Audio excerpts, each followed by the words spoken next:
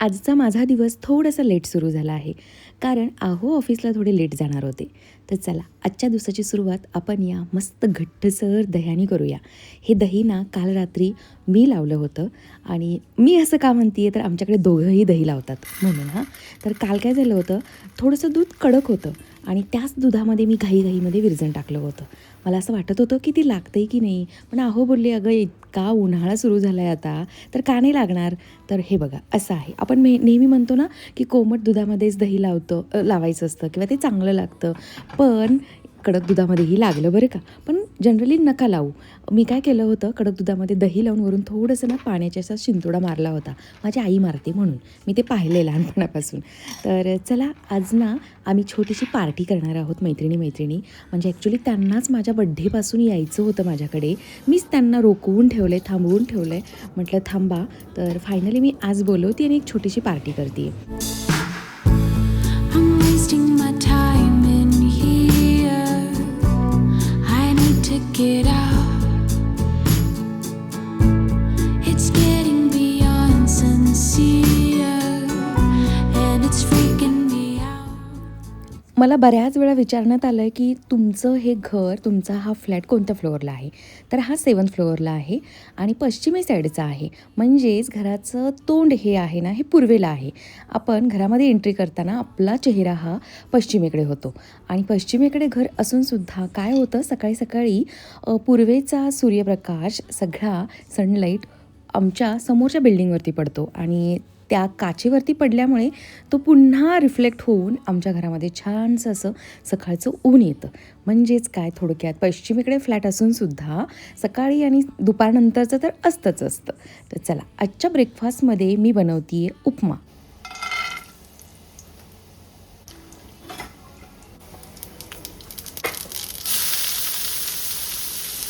अगारोचा हा mini chopper मला खरंच खूप युजफुल ठरतो आहे. अगदी डेली बेसिसवरती मी आता हा वापरते आहे.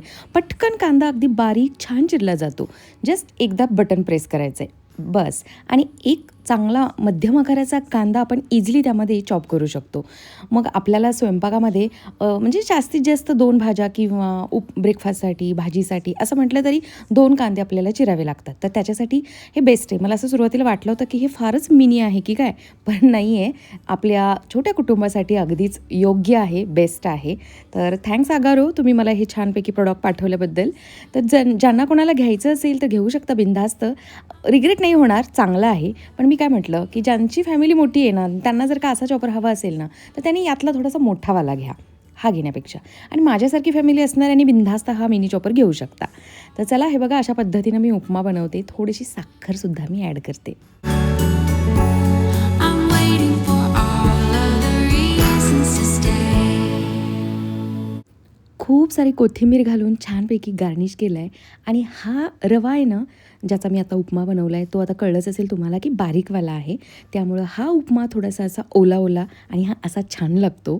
अगदीच टेस्टी झाला होता. It's getting too loud in here. It's time to get out. Bye.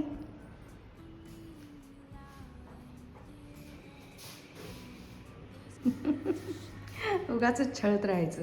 And I will be all we need. But for now we'll take all the pieces, all of the reasons to stay. आज संध्याकाळच्या छोट्याशा पार्टीसाठी menu काय बनवू याचा विचार करत होते. बाहेरचं तर मला खरंच काही आणायचं नव्हतं. मला माझ्या हातनंच काहीतरी करून खाऊ घालायचं होतं आणि त्याच्याचसाठी मग मी काय केलं, की मुगाची डाळ भिजायला घातली. जी घरचीच आहे, आईनं दिलेली सालीवाली मुगाची डाळ आहे. म्हटलं मुगाची भजी करूया आणि पाणीपुरीचा बेत करूया. खूप दिवस झालं पाणीपुरी आपण घरी बनवलेली नाही आहे आणि आपल्या बायकांना असे चटपटीतच पदार्थ आवडतात ना. हेवी काही खाण्यापेक्षा हे असं काहीसं छान मजा येते गप्पा गोष्टी करत करत. It's getting beyond sincere, and it's लंचसाठी हा काळा घेवडा बनवते. हा मात्र ओला आहे बरं का. म्हणजे सध्या शेंगा येत आहेत ना मार्केटमध्ये, तर त्याच आहोने आणलेल्या होत्या. त्याचीच ही मस्त अशी भाजी बनवते आहे सुकी.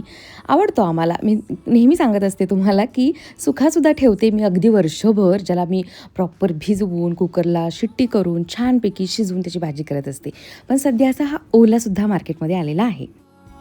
हे बघा, प्रितिशने काय करून ठेवले. हे पडले म्हणून बोलत होता तू. मला वाटलं ड्राय बाल्कनीतलं पडलं.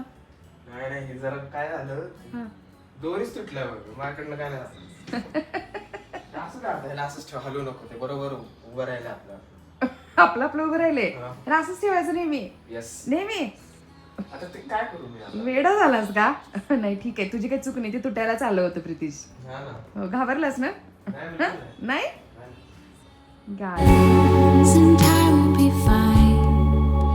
It's an easy mistake. आता डायरेक्ट संध्याकाळी 4 वाजता भेटते मी. चला म्हटलं सुरुवात करूया. 6 वाजता भेटायचं ठरलं आहे. जरा घर वगैरे छानपैकी स्वच्छ करून घेऊया आणि जो काही कुर्ता सेट मी घालायचा मनातल्या मनात ठरवलं आहे. मी असंच करते की प्लॅनिंग असतं आपल्या डोक्यामध्ये ना, की आज आपल्याला काय घालायचं आहे. तर वेगळं काही घालायचं किंवा ट्राय करायचं किंवा साडी नेसायची किंवा वन पीस घालायचा याचा मी काहीच विचार नाही केला. म्हटलं आपण एक छानपैकी कुर्ता सेट इस्त्री करूया आणि कुर्ताच घालूया, कारण आपण बिझी असणार आहोत स्वयंपाकामध्ये. त्यामुळं नटण्याकडे जास्त लक्ष न देता कुर्ता अगदी कम्फर्टेबल असतो आपल्याला आणि म्हणूनच इस्त्री करण्यापासून सुरुवात. तसंही मला नाही आवडत अगोदरच इस्त्री करून ठेवायला, कारण खूप घड्या पडतात मग. त्यापेक्षा जेव्हा घालायचं आहे ना, तेव्हाच असं छानपैकी इस्त्री करून घ्यायचं. आणि या इस्त्रीच्या स्टँडबद्दलही तुम्ही विचारता, तर हे बातलाचं स्टँड आहे. अगदी मजबूत आहे. एकदा घेतलं की आयुष्यभर जाईल इतपत चांगलं आहे ते. त्याचा जो वरचा कपडा आहे ना, तो आपण चेंज करू शकतो. म्हणजे जर का खराब झालाच, होणार तर नाही. आता 3.5 वर्ष झाले हे स्टँड घेऊन. ॲज इट इज आहे. तो कपडा आहे ना, तो छानपैकी गरम होतो. इस्त्री गरम, कपडा गरम. त्यामुळे ना खूप छानपैकी कपडे प्रेस होतात, अगदी बाहेरच्यासारखे. चला आता मुगाच्या भजीची तयारी चालू करते.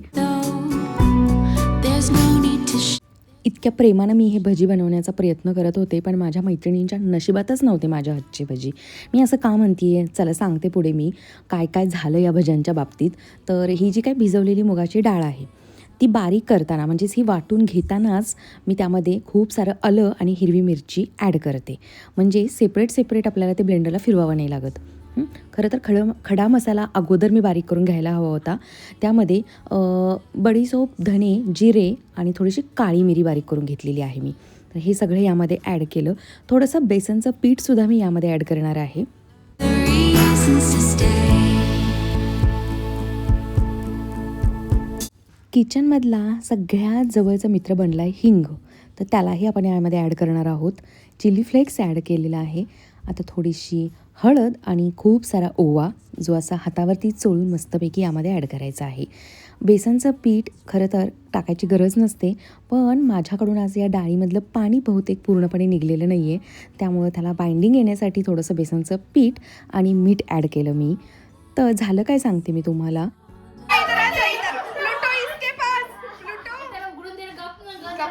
बेंगॉली येतं का कोणाला? बेंगॉली येतं? त्याला बेंगॉली कळतं. प्लूटो इसके पास बच्चा. प्रियाच्या अंगावर सोडा. हो, प्रियाच्या अंगावर सोडा जरा. दुरूनच. अगं छान आहे तो, काय नाही करत. झाली तयारी. छान आहे ना? We just might. I'm waiting for all the reasons, and I will be fine. आता तुम्ही म्हणाल की ही या प्लुटोला घेऊन का बसली आहे. तर प्लुटोला जेव्हा घरी आणलं गेलं, जेव्हा ते छोटंसं बाळ होतं, तर ते 4 मार्चलाच आणलं होतं. त्यामुळे त्याचाही बड्डे आत्ताच झालेला आहे. माझ्यासोबत त्याचंही ऑप्शन आणि त्याच्यासाठीही केक कट होणार आहे. तर अशा पद्धतीनं आम्हा दोघांचा छानपैकी बड्डे सेलिब्रेट करण्यात आलेला आहे. I'm waiting for all of this now. I think we just might. I'm waiting for all of the reasons to stay. I'm waiting tonight. आज सेमीफायनल होती ना, तर म्हटलं हॉलमध्ये बसून दंगा करण्यापेक्षा मस्त आपण गॅलरीत बसूया आणि हव्या तेवढ्या गप्पा मारूया. इतक्या गप्पा मारल्या आणि इतकं हसलोय ना आम्ही आज तोंड दुखेपर्यंत. आणि बघा की साऱ्या जणी माझ्यासोबत किचनमध्येच आहेत. मुगाचे भजी तळायचे लक्षात नव्हते, ते तळायला घेतलीत मी. आणि काय झालं होतं एक्झॅक्टली ह्या भज्यांच्या बाबतीत, तर पहिला घाणा म्हणजे जे काही पहिले 2-3 भजी टाकले होते ना तेवढेच छानपैकी तळून निघले. आता याच तेलामध्ये मी पाणीपुरीची पुरीसुद्धा तळून घेतलेली आहे. तेव्हा मात्र हे तेल असं भसभस उतू आलेलं नव्हतं. पण जसे काही यामध्ये भजी सोडले सेकंड टाईम, त्यावेळेला इतकं तेल असं वरती आलं ना की लिटरली ते असं पूर्णपणे उतूच जाणार होतं गॅसवरती. मी ते बंद केलं. म्हणजे आम्हाला कोणालाच कळत नव्हतं की एक्झॅक्टली हे असं का होतं आहे. पहिल्यांदा असं वाटलं की लाकडी घाण्यावरचं शेंगदाणा तेल वगैरे मी यूज केलं आहे का, तर नाही. मी तर प्रॉपर जेमिनीचंच तेल यूज केलं होतं सनफ्लॉवरचं, जे मी खास तळण्यासाठी डीमार्टमधून आणलेलं होतं. तर का बरं असं झालं असेल, कोणाला काही माहिती असेल तर नक्की कॉमेंट करून सांगा, कारण आम्हाला खरंच कळलं नाही की असं भसभस हे का असं इतकं उतू येत होतं. आणि नंतर पण मी पुन्हा यामध्ये पाणीपुरी तळली बरं का प्रीतीसाठी, तेव्हा नाही उतू आलं. आलू पोंगे खातो. आलू आणि चणे. माहिती आपल्याकडे आलूवालीच असते. ही विदर्भची आणि ही बेंगॉलची, ही बिचारी माझ्याकडची. ही माझी बाजू घेऊन बिचारी शांत आहे आणि ह्या अशा चव चव चव चव चव चव चव वाढतायत. मी खरं सांगते, मी आमच्या हिशोबाने मला वाटलं हे खूप झालं. बरं झालं मी एकटी आली नाही किंवा ही नाही आली, कारण म्हणूनच शकतो आता आपण तिघी. मनीषा, ते पुरवून वापर, ते संपवलंच. पुरवून वापर. नैवेद्य दिला हिने हा पाणीपुरीचा. मनीषा, घरी बोलून असं कधी कोणी केलं होतं का? बॉबीज देतात असं एकदा येतोच काय आम्ही अमरावतीला. नाही. आणि मे महिन्यामध्ये मजाच वेगळी. इतकं म्हणजे जीवन जातं ना घामांच्या धारांमध्ये. 50च्या वर आणि लग्नाच्या पंक्ती आणि गावाच्या लग्नात जायचं. बेंगलोर जाऊन पण तर्रीवाली आलूवांग्याची भाजी. अरे हिला रोडगी माहित नाही. हिला माहिती आहे. मला माहितीये की. हो का? अरे ते जेवायला यावं लागतं. तिने घातले ना जेवू. बनवशील तर परत.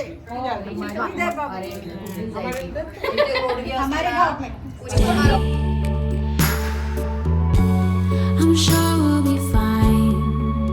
There are reasons to stay. खूप दिवसांनी असा हा पुष्कळ असा दंगा केला आम्ही. म्हणजे इतका की काय सांगू मी तुम्हाला. गॅलरीत एकतर बसलो होतो आणि एवढ्या खिदळत होतो की अख्ख्या सोसायटीला आवाज गेला असेल, पण काही पर्वा नव्हती आम्हाला. इतक्या आम्ही गप्पा मारल्या. बरं, आमच्या भज्याचा बेत म्हणजे घरच्या मुगाच्या भज्याचा बेत तो असा काही फिसकटला ना की त्यानंतर आहोंनी मस्त पालकचे आणि कांदा भजी आणले होते बाहेरून आणि तेही अगदीच टेस्टी होते. छान झाली एकंदरीत party. We just might. I'm waiting for.